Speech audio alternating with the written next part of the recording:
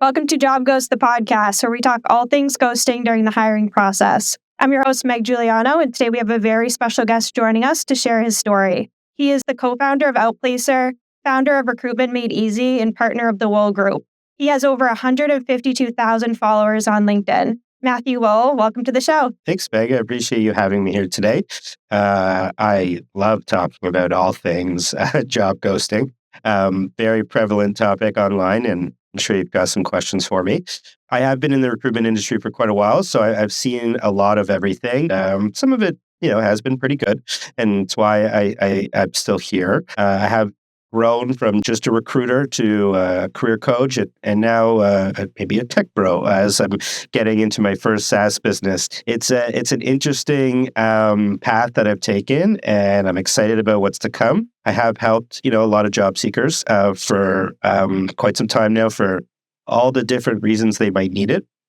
And unfortunately, given just how competitive things are right now, a lot of people need it, and I'm glad I'm here for them. Yeah, we're so happy to have you here. Tell us a bit more about Outplacer and anything else that you've been up to lately. So Outplacer is where I'm spending most of my time right now. It has been an evolving idea for a very long time. Something I've been passionate about creating because, as much as I've always been in the recruitment space, helping very big companies navigate their hiring needs. Maybe it's the good heart that I have. I've always been so passionate about making sure the job seeker had the best experience and that people just didn't fall through the cracks. So while the platform is built towards helping recruiters and career coaches specifically streamline their process, the real goal is that, and at no expense to any of the clients and candidates that they work with, that job seekers will have a more streamlined, more fair advantage in their process. So there are a number of tools that it's going to include.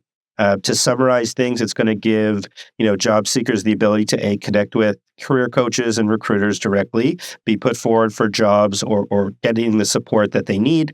And it'll start with some of the very basics that they will need, the tools. So tailoring resumes towards specific jobs, making sure they're using the right templates and the right bullets and things like that are included in their resume that maybe they just didn't, know they might have needed or maybe just never knew how to highlight, as well as they could. It'll help them connect and network with companies and help them directly connect with companies that they're applying to. And for the career coach, for the recruiter, there's going to be a built-in agentic AI that will customize, this platform to them and the way that they hire, the way that they coach. It'll allow them to give feedback. It'll allow them to create interview prep and really help candidates not fall through the cracks, especially the ones that are very qualified and should be given much more of a chance. One of the cool things about it, though, for the candidate, like I just mentioned, they're going to get the feedback that they need. But what I really want to be able to do is address missing skills and skill gaps that candidates often have in their resume. So if you apply for a job, often you don't know why you weren't put forward.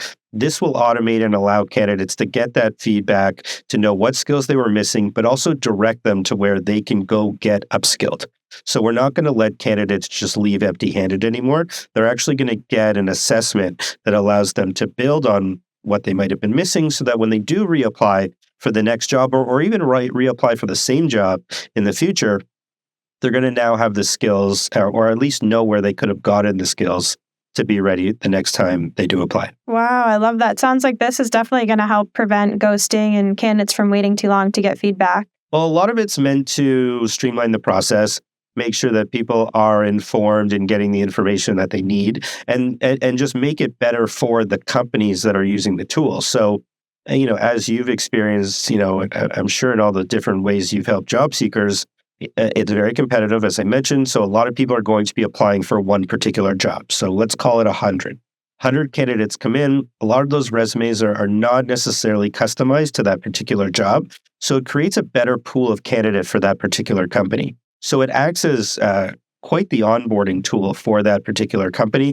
They've got a better pool of candidates going forward to select from. And when they do select the right candidate for that role, they've now got sort of an evolved ATS CRM that they can now onboard, in a better way to the particulars of the job they're going to do. In the long run, I really want this to be full solution. So onboarding and offboarding, so that when companies, unfortunately have to lay people off, they've created a sort of like a folder for this candidate from the day they started, the notes that they've taken throughout the years that will give that candidate, all the tools that they need to go apply to a new job. They're reactive, they're laying people off. So now they've got to find an outplacement agency that's going to charge them, quite a bit to help those people. Well, now that all of the sort of administrative tools or resources the candidate would have need are already going to be created, the coaches can just coach. It brings down the cost, but it also allows the outplacement agencies to service more people at a time. So will they make more money per head? No. Will they make more money overall? Yes. Yeah, I love that. Will this be available in the US and Canada? Yeah, it's going to be a US-based company from the get-go. We are going to offer solutions both in Canada and the US and hopefully around the world. And that's going to be very, exciting because the solution itself is universal. It's something that we, see in every country everywhere. And I hope to be able to solve as many of the problems as we have. Yeah, and you have your wait list, right? If people go onto the website? Yeah, we opened it 2 weeks ago. There's over 200 people already on it. That's career coaches, recruiters, and HR leaders. I do hope by probably Christmas, we're at about 500. I'd really like to get it to that point when we start beta testing with a number of those users. And by launch date, I expect there to be at least 1,000 people that are going to get to try this out. Yeah, that's amazing. And I noticed that there's a lot of recruiters, I actually know a couple who have chosen to either transition or offer career coaching in addition to what they're doing. So it sounds like they could definitely benefit from your platform. Yeah, I'm one of those people. I didn't transition completely out of recruitment, but it is something that since COVID, I definitely took more of a passion towards. It was never about not wanting to help job seekers in the past. It was just simply that companies were the ones paying me.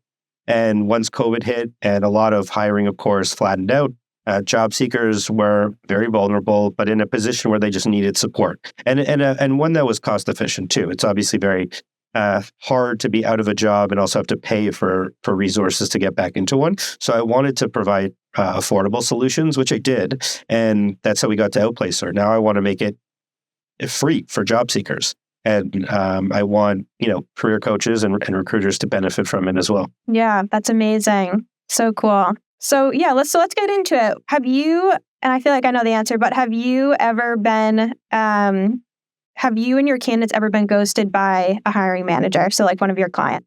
Yeah, they have. And I do want to preface by saying that ghosting is something we need a better definition of. I feel like when you go to LinkedIn, you see a lot about it. I don't know if everybody actually knows the definition of what they what they're talking about. But ghosting, from the understanding that you and I have is, that once you're in interview process or your application has been accepted and acknowledged, that you get some type of feedback at some point. Now, again, it's a subjective timeline. Are you supposed to get that feedback within a day, 2 days, a week, a month? I don't know. It's really depending on the company, the tools, the resources, what their processes are. But it does happen. It does happen too much, and it happens unnecessarily because if you were engaging in a conversation with a candidate, that candidate likely had some skills that you agree would have been suitable for the position. So maybe they're not the right candidate today, but with the growth of your company or with the fallout of the candidate you do ultimately offer the job to, you really want to keep good relationships with people. So yeah, I do see it, and it's unfortunate, but we have tools, and we teach people how to follow up better and how to LinkedIn social sell and things like that to insert themselves into the lives of those hiring managers so they aren't forgotten. Yeah, that's smart. Kind of taking responsibility. Right. You have to. It's not always a bad hiring process. It's not always the fault of HR or the recruiter for not getting back to you when you expect them to. I know that in a transparent world, if someone says, okay, we're going to get back to you by Friday, and today's Thursday, then I do expect you to get back to me tomorrow.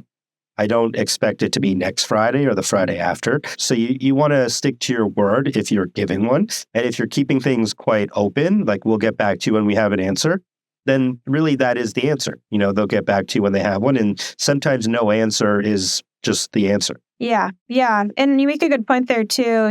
You can also ask for feedback if you haven't received any. There's been so many times where I've asked a candidate, of course, if they're not my own, not somebody I'm working with, but maybe we're just talking about one of, their experience, and they said, "Oh, I haven't heard back from this company for, over 2 weeks now. They told me I'd hear from them last week." And when I ask, did you reach out to them to follow up? And sometimes the answer is no. It's like, well, you also need to take the responsibility and do what's right for you and go out and try to get the feedback. Yeah, it's funny you say that. I commented on a LinkedIn post this morning. Hundreds or maybe even thousands of engagements on the post. Somebody, maybe it trying to get the reaction they did was, a person walked away from an opportunity because they didn't get feedback over a 19-day period. Once the offer came in 19 days later, they were, they'd lost interest in the role, so they turned it down. And I, of course, had to. I was like, well, did that person even follow up in that 19-day period? Because if they didn't, I don't know if the company's really necessarily at fault, right? I don't know how much they're needing to disclose to individuals that don't work for them yet. I also believe they should be giving, more feedback over a 19-day period than they are. So, you can, spin this around as many times as you want, but absolutely the candidate should really take ownership of their part in the process. But also there aren't rules when it comes to wanting information. Like, as long as you're polite and correct about the information, then you should be following up as much as you can to get the answers you're, in need of. How do you typically suggest one might do that? Well, start with the line of communication you had. So if you're communicating through LinkedIn or email, phone, whichever one you started on is generally the one you're going to get the quickest reply from, or at least the one you last got from. So I try to, tell people stay in the same, if you're DMing on LinkedIn, of course, you're going to stay in the same, line of communication there. If you're emailing, don't add new emails to the chain of communication, like stick on the line of communication you've had. And if you're, doing it by phone or even text, try to, be, reasonable about the hours you're trying to communicate with people. But also if that's what was working earlier on, then stick to what was working earlier on. Yeah, it's super smart. Why do you think, and we kind of got into it a little bit, but why do you think hiring managers and recruiters ghost? Like, do you think, what's going on behind the scenes? Is it like a communication issue? Is there like some sort of psychology behind it? I think it's short-sighted behavior. I think it's a reactionary behavior. People get caught up in the responsibility they have, or the responsibility that maybe pays them, and not necessarily the responsibility we have as people. I don't think people are maliciously setting out every morning to be like, I'm going to purposely not respond to that person. I don't think that's ever happening. I do think there's a reasonable and optimistic world where people are overworked, overwhelmed, people fall through the cracks. We do have to give people the benefit of the doubt sometimes that maybe they didn't get back to you. Maybe they thought they sent a message and they didn't. Maybe they have 15 new jobs to work on and that one got shut down. So it's just not a priority anymore. Also, not excuses. And I think that you should always close off communication when you should, or at least give people the benefit of automated messages that, we'll get back to you when we have more information. I do think that companies are just so reactionary to this that unless they need something from you, they don't need to be in communication with you. And it's really unfortunate. I don't know why people do that. I've seen so much success from just treating people like a human. You get back to people, they will get back to you when you need them. And it's just sort of a circle of trust we should have as, people, especially in the space we're in, where you never know when that person could be a candidate for the next role you're working on. Yeah, or we've even seen some stats start to come out on a lot of times applicants are also customers of the product or service that company that they're applying to is selling. Yeah. Well, can you imagine Amazon, just treating everybody poorly? I think, everybody's an Amazon customer. So think about how much money they could be losing by treating people poorly in a process like this. Or and you could pick a million companies out of a hat like that. One thing that's going to be interesting, at least in Canada, specifically in Ontario, in January, is we've got Bill 27, parts of Bill 27 coming into enactment. So, you will no longer be allowed to just simply ghost people that have been a part of your hiring process. You'll have 45 days from communication, for the first point of communication, to let these people know where they stand. And if you don't, you're subject to a fine. What people will be able to enforce or what the government's actually going to enforce, I don't know. We'll see. But it is going to be law in January. So 45 days still seems like a long time, but at least it's something for candidates to, at least feel like there's someone standing up for them. Yeah, I'm super interested to see what happens with that. And yeah, there's more to it. Salary disclosure. You have to disclose any AI that you're using in your hiring process. And of course, 45 days to get back to people from either the first point or the last point of communication you had with. Super, super interesting. Yeah, we'll have to stay tuned and see what happens there. And yeah, 45 days does seem like a long time, but there's been some candidates I've spoken to that have waited like 2-3 months. I just heard from somebody the other day who sent me a message, and they said basically they got like through 4 or 5 rounds, they got an offer, and then they were told they were getting an offer, and then they were asked to come into the office, and then they did, and then they were given a verbal, and then like they never heard back ever after that. I don't know. I mean, these are the types of things that I'm not going to excuse, right? I don't know. No, I don't know what the candidate could have done in that situation differently. I could try to make something up to make them feel better about like maybe next time you could have done this, but I don't even know what, once you've communicated with someone 5 or 6 times, you verbally offered them a job, that they've probably mentally made arrangements in their head to come work for you. At least the consideration of it and that. And I think they're owed far more. And I don't know what legally we can do to protect these people in these positions, but I know it's easy to type things out on LinkedIn and just say like, this should be law. But I don't know, how we can stop this from happening, because it's not something that should be happening at all. Yeah. And I'm sure you do the same. I always coach my candidates, wait to give your notice or anything like that until you have the official offer letter and you're good with everything in there. But I just wonder for some of these people who maybe don't have a coach or aren't working with a recruiter, I'm sure there's people out there that have given their notice just based off of a verbal offer. Yeah, I've seen some crazy stories. I've seen people give, notice far too early without actually putting signature to paper. I've heard people like putting their house up for sale, thinking they're going to relocate, pulled their kids out of school, before they've actually, been able to relocate for jobs. And, then we can get into jobs that get rescinded and things like that after even signing the paper. So there's lots you really need to be careful of. I certainly wouldn't quit a job that I have without signing documents for the next and doing some level of due diligence to make sure that, those jobs are real as well. And that there's some security in the fact that, you've gotten some information from them legally that, you could at least take to a lawyer if you had to get some, severance from them in these cases. In Canada, it's a little bit different. If you're recruited out of a role and a role's rescinded, or if you're given a verbal law, there's a little bit more protection here than in the US. So it's a little bit different, but companies need to be held accountable sometimes for poor decision making. Yeah, maybe a good time to be an employment lawyer in the US.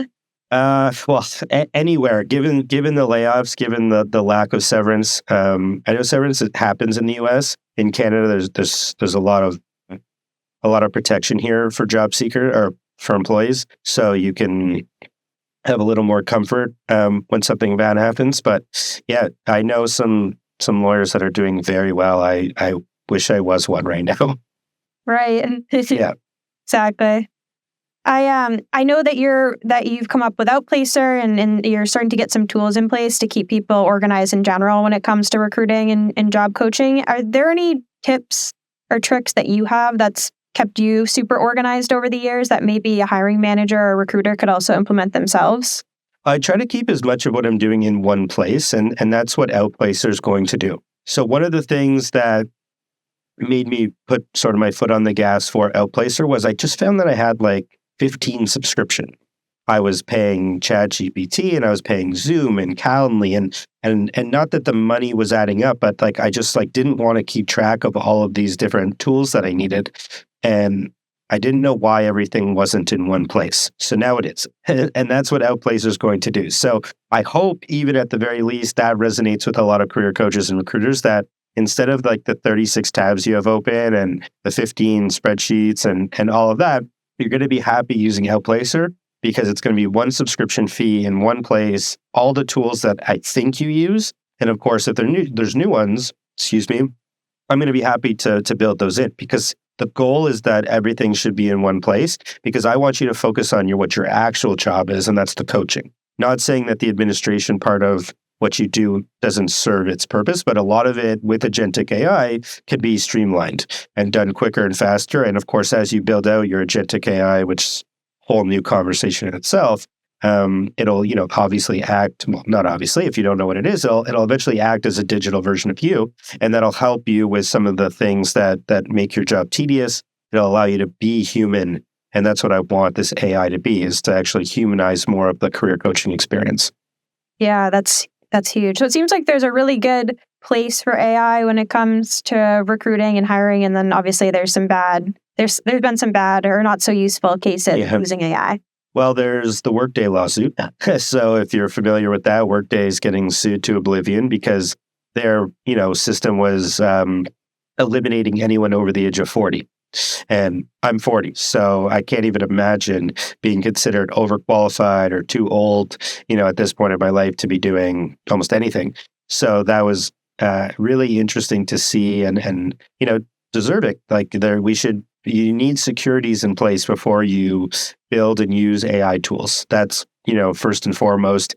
A lot of job seekers don't necessarily think about this too much because it's just sort of, an afterthought when it comes to their basic knowledge of AI, which is generally just like a ChatGPT, that if you want to do this yourself, you can. But if you put bad information into ChatGPT, let's say for your resume, it just spits back out grammatically correct bad information. So you can't just rely on it to create answers for you. You can't, it's not going to create things that didn't happen or add skills for you that you don't have. You actually need to input this stuff and give it some type of direction. And that's why we're integrating a lot into Outplacer, which although it does exist, but we're going to make it a little bit more streamlined, where the coaches, the recruiters are going to create their own templates or use ours. So that's step one, where a lot of candidates, specifically blue collar workers, typically don't even know what type of template they should use for the jobs they're applying to. And then with uploading resumes, it's going to tailor towards specific jobs. This will help people really narrow down, the skills they have and really how to, again, pull out the skills that they don't have or ask it, instead of, this would be one example. A lot of people are not very good at highlighting the results of their work, the metrics that they may have, been more inclined to highlight if they knew they should have. So, instead of just saying that you managed a team, it's did you manage a team of 5, 10, 20, figuring out the metrics that people can add to make their resumes better. This will, hopefully prevent candidates from, falling through the cracks going forward. You always hear, I know you do, Megan, like, I was so qualified for that role. Why didn't I get it? Why didn't I even get an interview? Mm-hmm. A lot of the times it was just because your resume didn't tell the best story of you. A lot of people have it in their head, or they did something once and they know they can replicate it, but did you really highlight it as well as you could on your resume? Probably not. I read, a lot of resumes that need to be improved. Yeah, definitely. This is going to help so many people. Very exciting. I did want to make sure that we got to talk about this a little bit. I'm so curious. I know you started the Wohl group with your father, right? If you want to share more on that too. No, go ahead. Yeah. I was just going to ask, what are there any words of wisdom or anything he said over the years? Because you guys, you've been in business now for 15 years or so. Yeah. Right? Anything that he said that's always sort of stuck with you that you think would be helpful to share with the audience? Yeah, so just so people know, he had a background in HR. He was a VP of HR for a number of big aerospace companies. And that's how we began our business specializing in aerospace. It's evolved over time to help a lot of people with transferable skills, specifically through COVID when plane production slowed down. So we had a great database of potential candidates candidates with very good skill sets. But what else could we do with them? We didn't have roles for them in aerospace, so we started to look outside the box. We were very sort of niche and tunnel visioned, and this as bad as COVID was for everyone, it helped our business, expand in a way we didn't ever think we needed to. So that was just eye opening. But one of the best pieces of advice he ever gave me was go to the ground floor of your client's operation. If you have not been regularly to see what your client is working on, how can you best be a branch of their business? That's what the recruiter is supposed to be. So step one, you really have to be a part of their business, and that's going to the ground floor and talking to the employees that work there, asking them what they need to make their job better. What other people in that organization, or who do they rely on to do their job well? And you find out a lot, and you often are able to create a lot of work for yourself when you do that, especially when you bring whomever that might be with you at that company, the hiring manager, the owner, director of operation, whomever brought you there in the first place. They start to learn more than they probably were as well. So it acts as a good way of not just learning about the business, but also creating business development. Also, just treating people with respect. So there's so many ways to do that. Obviously, we always think we're doing enough, but you can always do more, and that's the line of communication. So getting back to people is something that we have really made the most important part of our business. Whether you are being put forward for a job or not, we make a very valid attempt to get back to all of our candidates on Mondays and Fridays. So Friday, when the week ends, you get some type of feedback from us. When the week starts, you get some type of, hope you had a good weekend. We're going to follow up and let you know, as soon as we can about the next steps. So sometimes it seems like back-to-back work days when it's Friday and Monday, but a lot happens over a weekend for a recruiter. Because I don't know about yourself but my recruiter mindset never really turns off.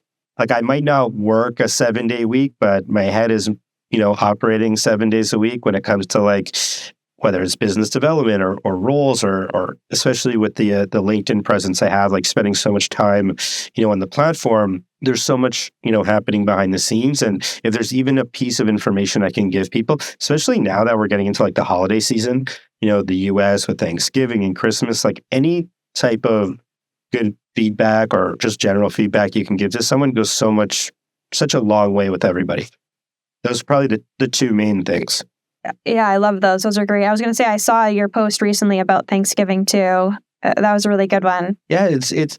I don't know if I know companies aren't expected to think like this, and I'm not a lone ranger on it, but we have all these periods of the year where, people get together, or there's stressful times of the year, like the holidays, where if you can do things, you are going to put your company in a better position. Hiring people around Christmas is going to create a happier worker going forward. Giving bonuses at certain parts of the year are going to make people happier. Giving people time off around certain parts of the year to do things, with their kids, or to cook around the holidays or shop around Christmas, or giving, specific bonuses, like I said, around those periods, make for better employees. And if you do little things that probably don't necessarily cost you very much, you end up with an overall better environment, which is, what really brings out the best in your employees. I know we try to hire people for character, but, we ultimately create the best character from the environment we put people in. So as much as we try to, hire, like I said, for the, a good person, we also just hire people for their skills, but we create an environment so they succeed. So there's ways to do that, like hiring around the holidays, because that builds up morale. Yeah, I feel like not enough people talk about that. It's such a great point. And yeah, there's something to be said too, right, for the retainment business, not just the recruitment business. Well, yeah, I know capitalism, and we need our books to be a certain way for Q4 so that Q1 we can spend, and all this stuff we tell ourselves as business owners, but don't, be more proactive. That's one proactive mindset, but there's other ways to be proactive, and that's, getting happy employees, because they'll output far more than, the ones that are just overworked, right? It's not just about hiring people around the holidays to give them jobs. It's also lightening the load of all the people that already work for you. So there's just so much that people can do now to make Q1 better, make 2026 better. Right? You don't have to wait just because your bottom line will, impress a few shareholders at Christmas. 2026 can be a 2x output, shareholders will be just as happy, if not happier. Yeah. Oh, that's such a good tip. I hope everyone's really listening to that here. Thanks. So yeah, it's getting time for us to wrap up. I do like to ask one last question, and you can even answer it in just one quick short sentence. We might have already covered a little bit of it here, but what do you think one thing we can all start doing? What is one thing we could all start doing to really help to eliminate ghosting, whether it's from a job seeker, recruiter, or hiring manager standpoint? Well, I'll start from the candidate's perspective. Try to ask questions as you have them. Don't wait for answers to come to you. There's a clear difference between being annoying and being like someone that wants to be supportive of the process. So use your judgment on, the amount of times you might have been trying to follow up. But, if you have questions, the company generally wants to answer them, certainly if you're a high valued candidate in their process. And if you're a company that hasn't been automating messages or isn't in a position to at least, give a regular feedback, set those notifications. It takes like 5 seconds. I tell people if you have like 5 minutes for Instagram, you have 5 minutes to get back to the people in your pipeline. Like it can't be that hard to get back to people that you've been in communication with. And of course, have a better understanding of what ghosting is. A lot of people feel like if they just apply to a job and they don't get a response that they've been ghosted. That's not what ghosting is. That's maybe a bad hiring process, but that's not exactly what ghosting is. So, have a better understanding of what it is.